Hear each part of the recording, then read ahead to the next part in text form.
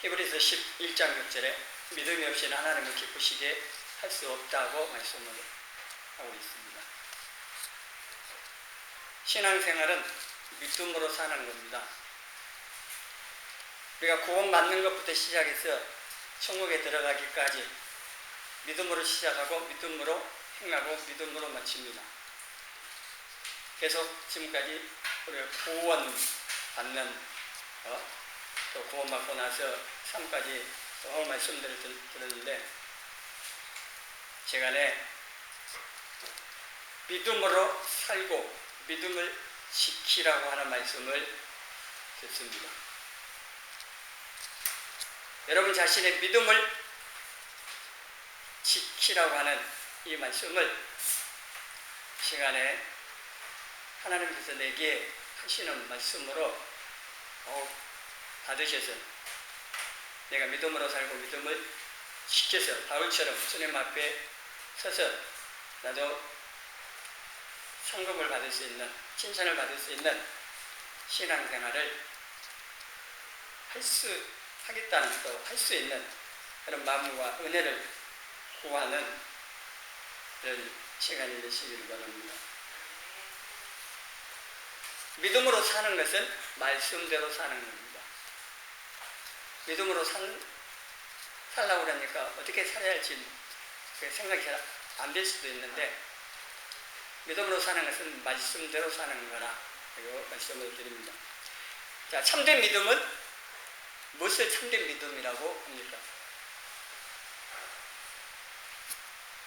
무엇을 믿는데 뭘 믿느냐 하는 것. 참된 믿음은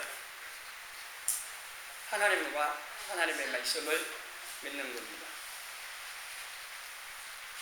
자기 감정이나 체험이나 자기 기준이나 사람들의 가르침 이것들을 믿는 게 아닙니다. 우리 신앙생활은 이런 것들을 가지고 하는 게 아닙니다. 오히려 이런 것들은 우리 신앙생활을 바르게 하는데 장애물이 될 수가 있습니다. 여러분 자신들이 신앙생활을 오면서 무엇을 기준으로 해서 무엇을 따라서 해왔는지를 한번 점검을 해보세요. 내 감정 아니면 체험, 자기가 지금까지 듣고 배우고 알고 있는 그러한 가르침들을 기준 삼아서 해왔는지, 내가 알고 있는 것이 과연 하나님 말씀에 얼마만큼 맞는지 그것도 생각도 안 하고요. 그게 어느 목사님이 가르쳐줬다고 그게 진리처럼 성경의 가르침이라고 생각하면서 열심히 신앙생활을 하는데 그게 성경에 벗어난 것일 수도 있습니다. 그래서 성경 말씀의 기준이기 때문에 누가 가르쳤냐 그 내용이 무엇인가가 더 중요한 거예요. 사실은 그 사람 자체도 물론 중요합니다. 그런데 더 중요한 것은 전한 말씀, 그 내용이 성경의 가르침에 얼마만큼 맞는지 이게 더 중요한 겁니다. 가까울수록 좋을 겁니다. 하나님의 말씀의 가르침에 하나님의 의도하신 바에 가까울수록 좋지요. 그래야 우리가 하나님의 말씀의 기준에 가까이 맞추어서 신앙생활을 바로 해갈 수가 있습니다. 우리가 사용하는 시계도요 정확 안 합니다. 시간이 지나갈수록 조금씩 차이가 틀립니다. 세계 표준시로 정해서 사용하는 것도요 일정한 시간 지나고 나서 조정을 합니다. 물론 조정하는 시간이 뭐 길지나 짧은 시간이지만 조정을 한대요. 정확하지 않습니다. 우리 사람들이 가지고 있는 기준들이. 그 다림줄 얘기를 했어요. 땅을 쌓을 때에 다림줄을 딱 해가지고 반삭이 쌓아 올라가려고 합니다. 근데 그게 옛날 1층, 2층을 세울 때나 그렇지 고층 빌딩을 세우는데 그럴 수는 없잖아요. 그래서 GPS를 사용해서 정확하게 세운대요. 이 정확한 기준이. 그런데 GPS도 얼만큼 정확하냐? 100% 정확할 수는 없겠죠.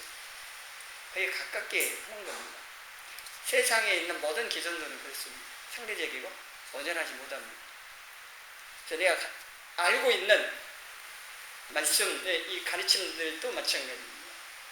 그래서 바른 참된 믿음은요, 살아계셔서 지금도 우리에게 말씀하시고 우리를 인도하시고 보살펴 주시고 하나님 뜻과 계획을 따라서 인류 역사 우리 모든 삶 주관하시고 이끌어가시는 그 하나님과 우리에게 말씀하여 기록해 주신 이 성경 말씀, 하나님 말씀을 믿고 그 말씀 기준 따라서 사는 것이 바른 신앙생활이고 또 그게 참 믿음이라 하는 겁니다. 말씀이 아닌 자기 체험이나 사람의 가르침을 기준 삼아서 열심히 신앙생활 하는 것은 그거는 바른 신앙생활 하는 게 아니라 어떤 면은 종교 생활을 하는 것일 수가 있습니다. 물론 또 그것도 다 잘못된 신앙생활을 하고 있다 그런 말할 수는 없겠죠. 왜냐하면 바르게 알고 있는 것도 있을 수가 있으니까. 근데 많은 경우는 내가 생각하는 것 이상으로 잘못 알고 있는 부분도 있다는 겁니다. 그래서 항상 하나님 말씀 비추어 봐야 됩니다. 그래서 말씀대로 하지 아니하는 모든 교회에서 뭐 한다고 해서 다 신앙생활 하는 게 아니고 이게 바른 신앙생활은 아닌 다른 종교인들이 하듯이 장소만 다를 뿐이고 대상만 다를 뿐인지 몰라도 올바른 신앙생활이 종교 활동을 하고 있는 경우도 많이 있음을 아셔야 합니다. 본문 7절에서 바울은 믿음으로 사는 이것을 말씀대로 산다고 하는 것을 이렇게 표현했습니다. 선한 싸움을 싸우고 나의 달려갈 길을 마치고 믿음을 지키는 이렇게 표현해놨습니다. 우리가 믿음으로 산다 또 말씀대로 산다 할 때 바울은 이렇게 선한 싸움을 싸우고 나의 달려갈 길을 마치고 믿음을 지키는 것으로 우리에게 설명을 한 거고 그래서 우리도 이 말씀대로 사는 믿음으로 사는 이 신앙생활을 이렇게 살아야 되는 거예요. 선한 싸움을 싸우고 달려갈 길을 마치고 또 중요한 것이 믿음을 지키는 겁니다. 우리가 말씀대로 사는 믿음으로 사는 이것은요 사단의 방해가 있기 때문에 어렵습니다. 결코 쉬운 게 아닙니다. 그래서 영적인 전쟁을 끊임없이 하는 겁니다. 이 시간도 말씀을 우리가 듣는데 사단이 못 듣게 방해를 합니다. 공격합니다. 우리의 마음 생각을 엉뚱한 것으로 끌어갑니다. 온갖 생각을 집어넣습니다.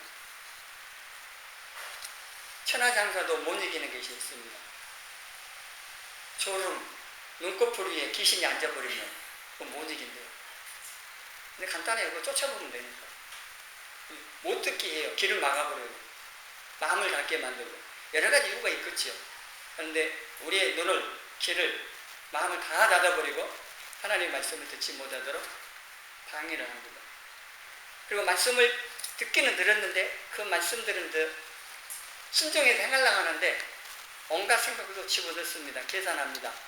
이 말씀대로 하면은 이런 어려움이 있고 이런 손해보고 그래가지고 결국은 또 순종 못하게 막습니다. 이게 말씀을 듣지 못하게 하고 들었으면 행하지 못하게 하고 사단이 이렇게 끊임없이 우리가 하나님 말씀대로 바르게 신앙생활을 하지 못하도록 방해를 합니다. 영적인 이런 전쟁을 합니다. 끊임없이 사단이 틈을 보고 있고 공격을 합니다. 근데 우리는 영적인 전쟁을 하고 있는 사실조차도 모릅니다. 본인이 전쟁하고 있는 것을 모르면 어떻게 되겠습니까? 우리나라 지금 걱정이잖아요. 군대가 군대 잡지 않게 만들어져 가고 있는. 그럼 전쟁이 어떻게 하면 전쟁이 일어나면 큰일 나잖아요. 군대 지금 우습게 되고 있대요. 군대 내부관 풍경 나온 것도 보니까. 드론에서 스마트폰을 보고 있어요. 군인들이. 군인답지 않잖아요. 그럼 어떻게 전쟁을 해요? 어떻게 전쟁이 일어나면 이 국가와 국민을 지키겠어요? 영적으로 마찬가지 영적으로도 성도들이 사단과의 영적인 전쟁을 하고 있는 이걸 모르고 이길 수가 없잖아요. 내 자신의 영혼도 못 지키고 교회도 못 지키고 가정도 못 지키는 겁니다.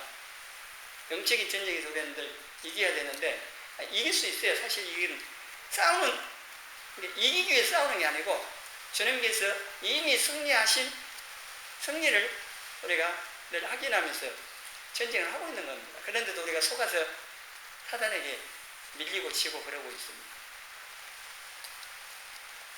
사단이 아무리 방해하고 우리를 유혹하고 할지라도요, 또 우리가 하나님 말씀대로 믿음으로 살아가는 어떤 대가와 희생을 치르더라도 우리는 타협하지 않고 유혹에 넘어가지 않고 말씀을 따라서 사는, 믿음으로 사는 이것을요 결코 중단하나 포기하지 않고 끝까지 앞으로 전진해 가야 한다고 하는 겁니다. 대가 지불하는 것이 어려워서 말씀을 듣고도 행하지 않으려고 하는 이런 게 아니고, 대가 지불하더라도 희생하더라도 그것보다 얻는 것은 훨씬 더 크다는 사실도 아셔야 됩니다. 이 뒷부분에 나오는데요, 바울은 그랬잖아요. 주님께서 의의 면류관을 예비하여 주신다고, 대가가 있다고 하는 겁니다. 내가 말씀대로 살면서 치른 대가, 희생이 있으면요 그 값에 대하여서 주님께서 갚아주십니다. 보상해 주신다고 하는 겁니다. 주님의 재림이 가까울수록 믿음으로 사는 것이요 어렵습니다.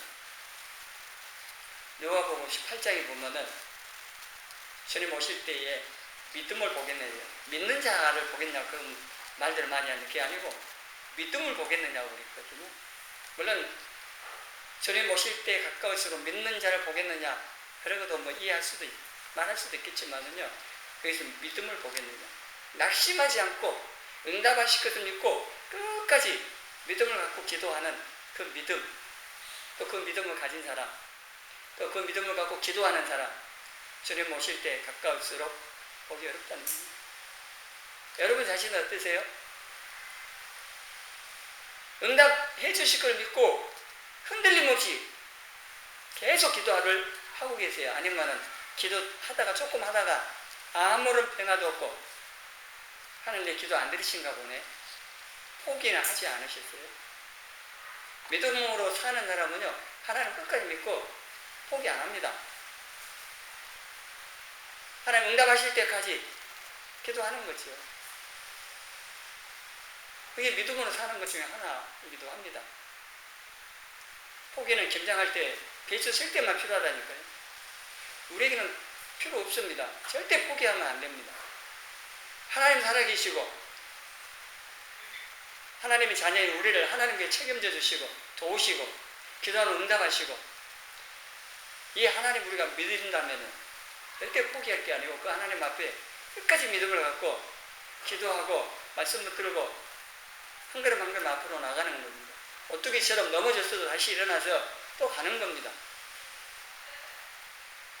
기도하다가 중단했으면요 다시 기도하세요. 어떤 이유로 인해서 기도가 중단됐다면 다시 기도를 시작하시라는 거예요. 기도 안 되면 기도할 수 있는 은혜를 구하시고 몸부림을 치세요. 그냥 안 됩니다. 우리가 말씀 따라 사는 게 자동으로 되는 게 아닙니다. 그냥 쉽게 되는 게 아닙니다.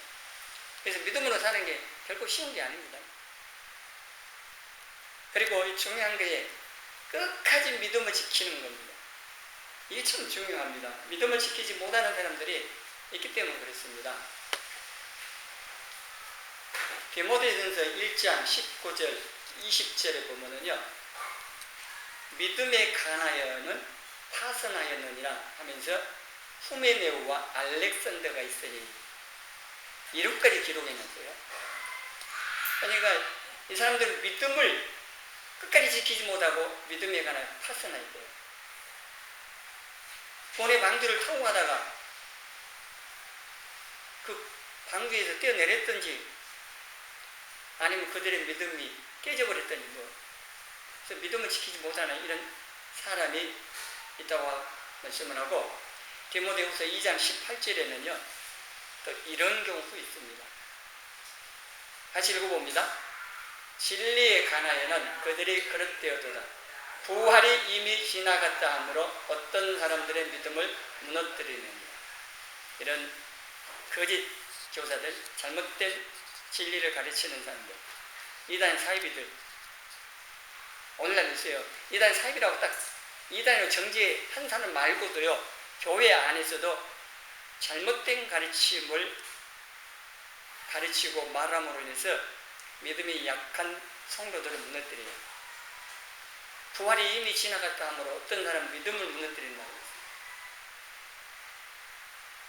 여러분들의 믿음을 여러분 자신이 안 지키면은 수많은 방법으로 사단이 공중에서 무너뜨리려고 하는데 가까이 있는 사람을 통해서 그렇게 한대요. 디모데후서 4장 1절에는요, 성령님께서 이거는 분명하게 말씀하신 거기 때문에 분명하게 될 겁니다. 후일에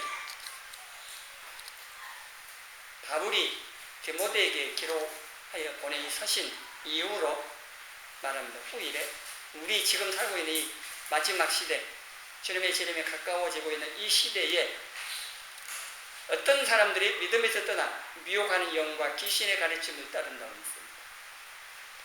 믿음에서 떠나. 그거는요, 미혹하는 영과 귀신의 가르침으로 인해서 믿음에서 떠나고, 또 믿음에서 떠나니까 또 그 가르침을 따라가고, 이게 반복돼 버립니다. 악순환이죠. 사단이 미혹합니다.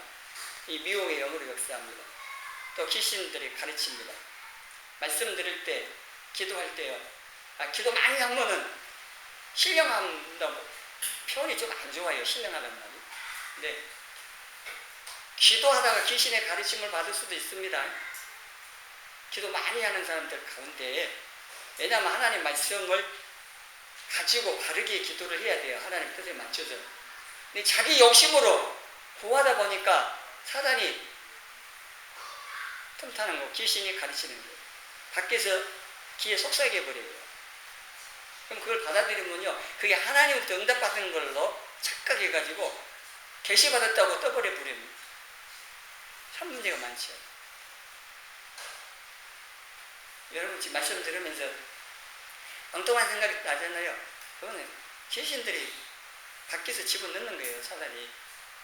기도할 때도 마찬가지입니다. 뭐 봤네 들었네 하는데 어떠한 것을 받든지 성경의 가르침에 비추어봐야 돼요. 벗어나서는 다 무시해야 됩니다. 누가 뭐라 하든지 마찬가지입니다. 내 자신도 그렇고. 기도 많이 하다 이런 경우도 있어요. 틈타고 있어요. 그렇다고 기도를 안 해야 되냐? 아닙니다. 올바르게 하라는 얘기입니다. 하나님과 교제를 하라고 하는 겁니다. 이게 말씀의 기준, 또 말씀의 근거로 안 하고 자기 욕심으로 기도를 열심히 많이 하다 보니까 귀신의 가르침도 받는 거고 미혹되는 겁니다. 그래서 이 말씀 따라 사는 게요, 너무 중요한 겁니다. 그런 경우 많이 있어요. 시한부 종말론자들도 그렇습니다. 귀신의 가르침 받은 거예요, 기도하다가. 또 뭐 10월 28일인가요? 그거 봤다네요. 그럼 하나님 보여주신 거 아니에요. 틀렸잖아요. 하나님 보여주셨으면 틀릴 리가 있나요? 다 귀신의 가르침을 갖고 미혹당한 겁니다. 하나님의 말씀의 기준, 이게 없으면요, 올바른 신앙생활 할 수가 없습니다. 아무리 기도 많이 하고, 뭐, 영적인 체험 많이 한다고 해도. 이 성령님께서 하신 이 말씀이요, 지금 우리 시대에도 이루어지고 있기 때문에 우리 자신들 조심하고, 그래서 미혹하는 영과 귀신의 가르침에 속지 않도록, 그래서 믿음에서 떠나는 일을 우리에게 일어나지 않도록 심히 조심하라고 하는 겁니다.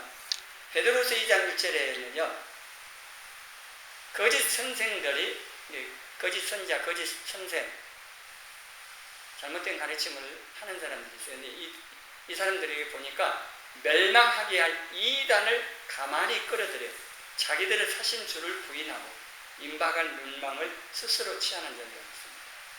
이단들이 이렇습니다. 멸망하게 할 이단입니다. 이 멸망은 육신적으로도 망하는 거지만요, 더 중요한 것은 영혼을 망하는 거예요. 짓고하게 하는 건데요. 이단들. 잘못된 가르침입니다. 이단들은 아니더라도요. 교회 안에서 잘못 깨닫고 잘못 가르치는 그런 것들은 우리 영혼이나 신앙생활에 큰 해를 끼칩니다. 뭐 구원을 취소할 만큼까지는 아니더라도 이단들이야 뭐 삼위 하나님에 대해서 부인하고 성경의 가르침 완전히 떠나버리기 때문에 그래서 끝이 다르다 이단이라고 합니다. 그건 멸망하는 것이다. 영육으로 멸망합니다. 요한복음 10장 6절에 도둑으로 표현되어 있는 사단은요 하나님이 우리에게 주신 모든 좋은 것을 도둑질해 갑니다. 여러분의 시간도 재물도 다 뺏어가요. 테레비 앞에 멍청하게 앉아있게 만드는 겁니다. 다 뺏어갑니다. 그리고 육신도 죽이고 영혼도 멸망으로 끌고 갑니다. 사단이 도둑이 하나님 일입니다. 사단이 이런 이단들 잘못된 사람들을 통해서 우리를 유혹하고 우리 믿음을 버리도록 한다는 겁니다.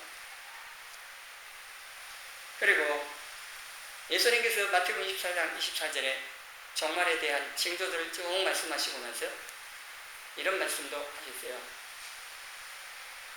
거짓 그리스도와 거짓 선지자들이라 큰 표적과 기사를 보여 할 수만 있으면 택하신 자들도 미혹하고 안 믿는 사람들은 놔둬요. 자기 소화에 지배 아래 있기 때문에 안 건드려요.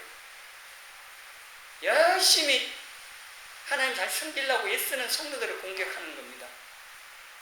그래서 큰 표적과 기사를 보여서 여기 보면 할 수만 있으면 택하신 자들 구원받은 성도들도 미혹한다는 겁니다. 여러분들 조심해야 하는 겁니다. 동물원에 가서 사자나 호랑이 구경해요. 장난치다가 해를 당한 경우가 있다는 뉴스 들어보시죠? 그럼 우리 가까이 장난치면 안 돼요. 떨어져 있어야 돼요. 떨어져 있으면 안전히 사자가 아무리 겁을 줘도 괜찮아요. 사자는 오는 사자예요. 우리에 갇혀있든 이 안에 주님의 손에 쇠사슬로 묶여 있어요. 우리 조심만 하면 괜찮은데 조심 안 하면 해를 당할 수가 있습니다. 그래서 택하신 자들도 할 수만 있으면은 미혹하여서 지구로 꽂고 가려고 하기 때문에 이 마지막 시대에 이런 말씀들을 다 우리가 종합해서 볼 때 믿음 지키기가 어렵다. 더불어서 믿음을 지키기를 힘쓰다 하는 거고 24장 13절에 하시려고 봅니다. 그러나 끝까지 견디는 자는 구원을 얻으리라 했습니다. 끝까지 견디고 믿음을 지켜야 되는 겁니다. 여러분 구원 받은 게 그냥 된다고 생각하세요? 거듭 태어나는 거는요 은혜로 그냥 돼요. 한순간에 성령의 역사로 그냥 돼요. 그러나 이 성화 구원 천국에 들어갈 때까지 거룩함을 이루는 이거는 성령님께 순종해서 내 의지로 이루어 가야 됩니다. 이루어 간다는 말 표현받아도요 거룩함을 지켜가야 됩니다. 이루어 가야 한다면 좀 오해해가지고요 내 힘으로 막 애써가지고 거룩하게 살려고만 생각해요. 되지도 않아요. 왜냐하면 성령님께 순종하고 이미 예수님을 통해서 거룩에 있진 하나님의 자녀로서 거룩함을 지켜가는 죄로 더럽히지 않도록 내 자신의 거룩함을 지켜가기를 힘쓰는 게 우리 할 일이기도 합니다. 근데 끝까지 견디는 끝까지 믿음을 지키는 것 이것은요 여러분 자신들의 영혼 구원을 위하여서 반드시 힘써서 해야 할 겁니다.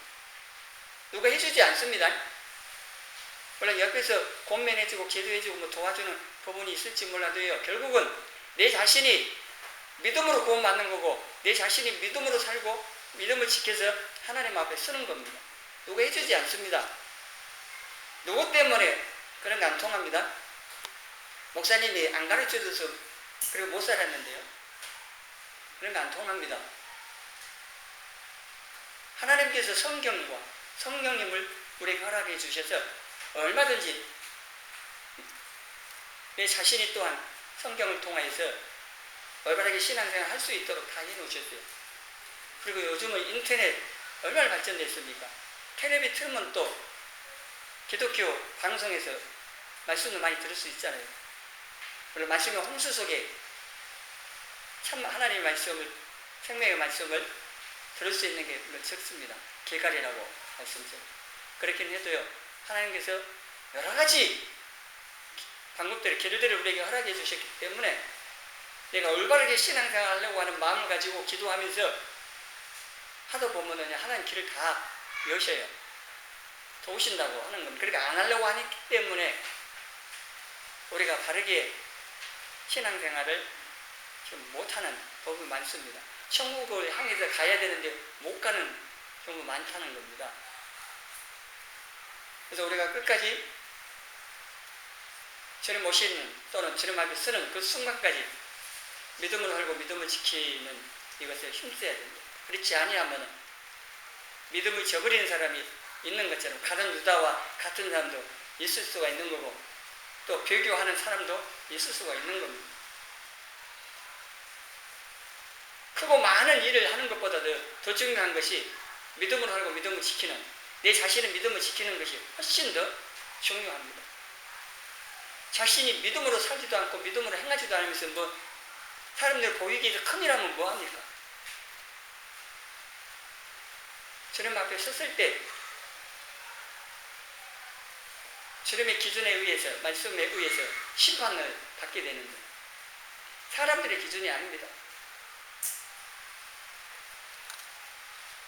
일제의 치하에서 신사참배하는 사람들, 또 6.25 전쟁 때 공산주의자들에 의해서 믿음을 지키지 못한 사람들이 있습니다.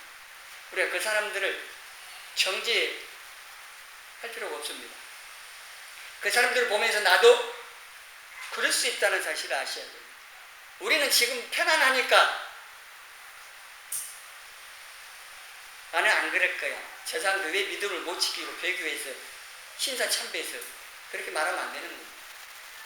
각자가 하나님 앞에 심판받을 거고 나도 생명의 위협을 당할 때에 그럴 수 있다는 사실을 아셔야 돼요. 믿음 지키는 게 이게 쉽지 않아요. 장담할 수 없습니다. 베드로 장담했잖아요. 주님 잡힐 때에 자기도 잡혀서 죽더라도 주님 따른다고 큰 소리 쳐도 3번 부인할 수밖에 없는 거예요. 기도하라 할 때 기도 안 해가지고 그 위협 앞에 믿음을 지킬 수 있는 능력 없는 거 아닙니까? 부인할 수밖에 없는 거예요. 여러분이 지금 편안할 때에 말씀대로 사는 이게 그대로 못하고 타협해가지고 이게 조금 손해본다고 돈 조금 손해보는 것 때문에 타협 안 합니까? 우리가 말씀대로 사는 걸 타협해버리고 안 하는 경우도 많이 있잖아요. 또 누가 무슨 안 좋은 소리 하는 그것 안 들으려고 조금만 이어가고 뭐래도 그런 믿음대로 사는 이거 못합니다.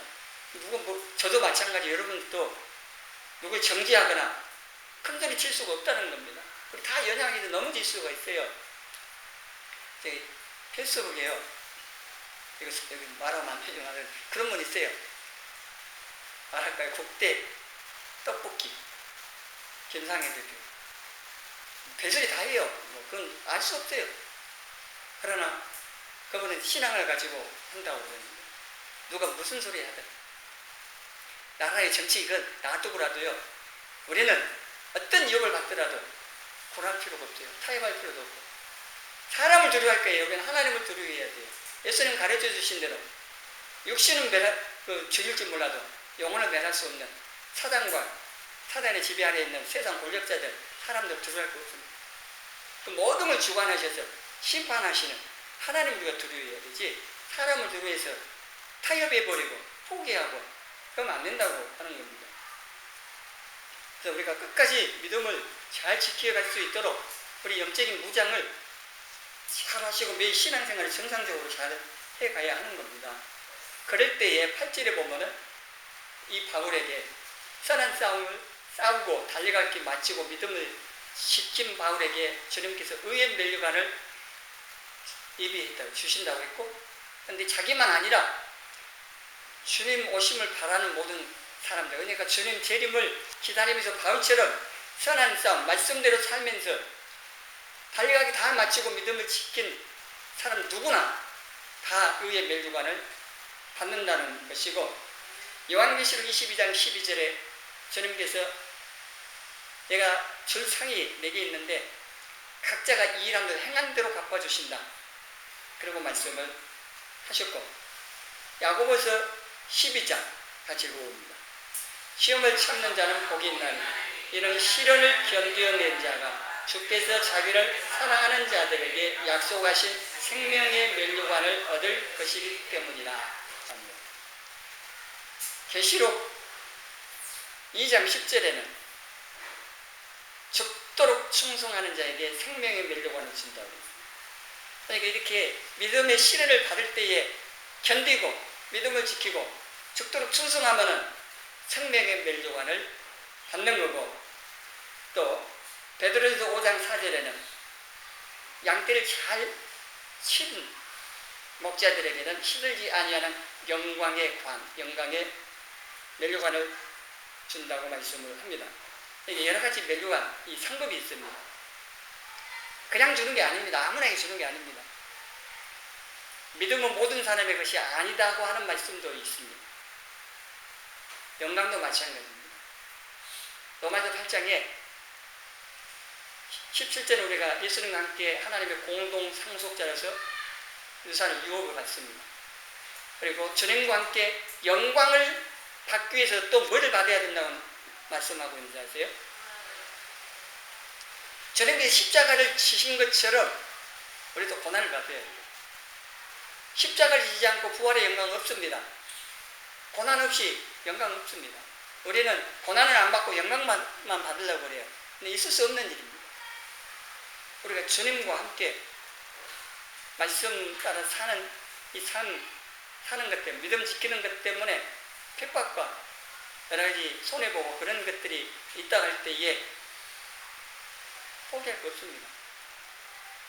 주님이 나를 위해서 이렇게 고난당하지, 나는 주님을 위해서 고난 못 당해요? 또 그렇게 고난당하면은 보상도 있다는데요. 상도 주신다는데, 우리가 당하는 고난이나 손해보는 것보다 비교할 수 없이 크고 중하고 영원한 영광을 주신다고. 고린도 후서 4장 17절 이하입니다. 거기에 보면은 우리 육체는 썩어 부패하고 썩어져 없어져요. 근데 우리 속살은 날로 새로워져요. 그리고 잠시 잠깐 받는 이 육신의 고난이 영원하고 중화한 영광을 받게 하는 것이 있다고 말씀해요. 없어진 세상 걸 위해서 살 필요 있습니까? 그건 바람뭉치는 것 같아요. 다 누려봤던 솔로몬이 전도서에 말하고 있지 않습니까? 바람뭉치는 거 잡힙니까? 안 잡혀요. 세상 거 다 얻을 수도 없지만 없어지 그 잡히지도 않은 세상 그런 것들을 위해서 우리는 전부를 투자해요. 성도는 그렇게 사는 사람들이 아닙니다. 우리는 천국 가서 주님 만나고 주님 주실 것, 그 영원한 것들을 소망하면서 주님을 위해서 살아야 돼요. 주님 가신 그 길, 십자가를 지고 가신 그 길을 우리도 내 십자가 지고 뒤 돌아보지도 않고 바위처럼 앞만 보면서 표터 대신 예수님을 보면서 열심히 뛰어가셔야 한다는 겁니다. 뛰어가다가 넘어질 수도 있고 유혹도 있고 별 여러 가지 것들이 있어도 타협하지도 말고 포기하지도 마시고 끝까지 믿음으로 시작해서 믿음으로 살았으면 믿음을 지키고 주님 앞에 쓸 수 있는 우리의 신앙생활이 되어지기를 바랍니다. 재림이 가까울수록 믿음으로 또 말씀대로 신앙생활하는 것이 어려워지고요. 믿음을 지키는 것이 어려워질 수 있습니다. 그럴지라도 우리는 기도하며 성령님의 도우심으로 믿음으로 살고 믿음을 지키는 저와 여러분이 되어지기를 주님의 이름으로 소원합니다.